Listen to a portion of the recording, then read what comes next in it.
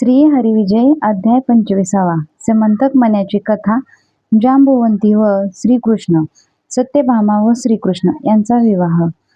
मगध देशाच्या सत्राजित राजाने मोठे अनुष्ठान करून सूर्यनारायणास प्रसन्न करून घेतले. तेव्हा सूर्यनारायण प्रकट झाले आणि त्यांनी सत्राजितास समंतक नावाचा अद्भुत मणी दिला आणि ते म्हणाले, सत्रजिता, हा मणी रोज 8 भार सोने प्रसवील.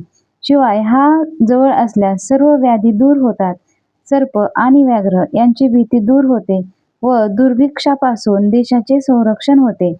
सत्रजितास तो मणी घेऊन घरी गेला. तो मणी सत्रजित नेहमी गळ्यातच घालीत असे. एके दिवशी सत्रजित तो मणी गळ्यात घालून आपल्या सैन्यासह द्वारकेस आला. त्याच्या गळ्यातील समंतक मणी पाहून सर्व सभाजन चकित झाले. त्यावेळी नारद मुनी तेथे होते.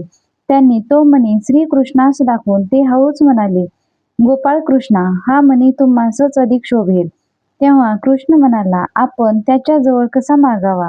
नारद सत्रजिताजवळ गेले आणि त्यांनी सत्रजितास तो मणी श्रीकृष्णास देण्यासाठी विनवून सांगितले.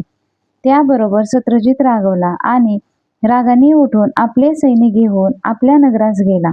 एके दिवशी सत्रजिताचा भाऊ प्रसेनवीर याने तो मणी आपल्या गळ्यात घातला आणि आपल्या बरोबर बरेच सैन्य घेऊन अरण्यात शिकारीस निघाला. वाटेत सिंहाने प्रसेनावर उडी घेतली आणि त्याला घोड्यासकट ठार मारून तो मणी घेऊन चालला. इतक्यात त्या वाटेने रिसांचा राजा जांबुवंत येत होता. त्याला तो तेजस्वी मणी दिसला. त्याने एक चपराक मारून सिंहाला ठार केले. तो मणी आपल्या ताब्यात घेतला आणि तो मणी आपली छोटी मुलगी जांबुवंती हिच्या पाळण्यात बांधला. असा खरा प्रकार असताना श्रीकृष्णानेच प्रसेनाला ठार मारून हा मणी हस्तगत केला, अशी अफवा सर्वत्र पसरली होती.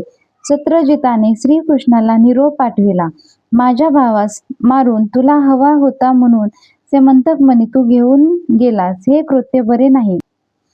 हे सर्व ऐकून श्रीकृष्ण म्हणाला, यादव कुळाला हा मोठा डाग लागला आहे.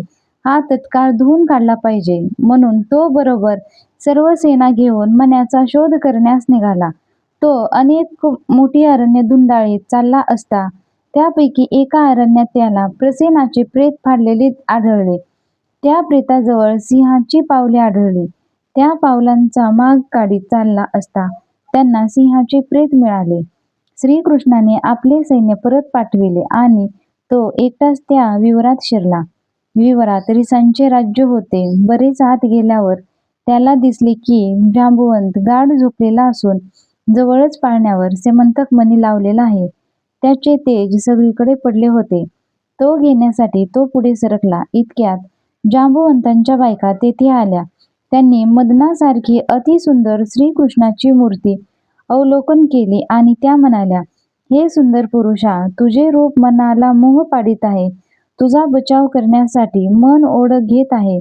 तेव्हा जांबुवंत निजला आहे तोपर्यंत तू येथून निघून जा. हा जागा झाल्यावर तुला संबंधाच्या संबंध गिळून टाकेल. जा, येथून पळ काढ. हे ऐकून श्रीकृष्ण म्हणाला, तो पाळण्यावर बांधलेला मणी मला देत असाल तर मी निमूटपणे येथून निघून जाईल. त्यावर त्या स्त्रिया म्हणाल्या, हा मणी या जांबुवंताने आपल्या मुलीच्या पाळण्यावर बांधला आहे. तो आम्हाला देता येणार नाही. इतक्यात जांबुवंत जागा झाला. समंतक मण्यावरून दोघांची बोलाचाली झाली आणि अखेर दोघांचे मल्लयुद्ध सुरू झाले. मल्लयुद्धात जांबुवंत खूप दमला. अखेर श्रीकृष्ण त्याच्या छाताडावर बसला. त्याला घायाळ स्थितीत श्रीकृष्णाकडे जांबुवंत बारकाईने पाहू लागला तर त्याला प्रभू रामचंद्राचे दर्शन झाले. कृष्ण म्हणाला, राम अवतारात पुढील जन्मी मी तुझ्याशी मल्लयुद्ध करीन असे आश्वासन दिले. मी ते शब्द पुरे केले. इतके बोलतो तर तेथे रामाऐवजी पुन्हा श्रीकृष्ण दिसू लागला.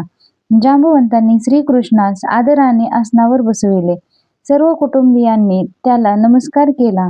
जांबुवंतांनी आपली मुलगी जांबुवंती हिचा श्रीकृष्णाबरोबर विवाह लावून दिला आणि समंतक मणी त्याला आंदण म्हणून दिला.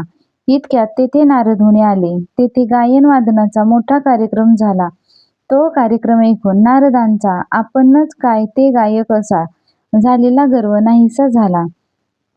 श्रीकृष्णाने सेमंतक मणी द्वारकेस आल्यावर सर्वांस दाखविला आणि सत्राजिताला बोलावून आणून त्याच्या हाती तो दिला.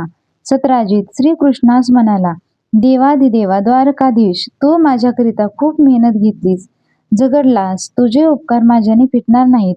त्याची अल्पशी फेड करण्यासाठी माझी सुंदर कन्या सत्यभामा हिचा आपण स्वीकार करावा. ती विनंती श्रीकृष्णाने मान्य केली. लगेच मुहूर्त पाहून मोठ्या समारंभाने सत्राजिताने सत्यभामेचे श्रीकृष्णाशी लग्न लावून दिले आणि सेमंतक मणी कृष्णाला आनंद दिला.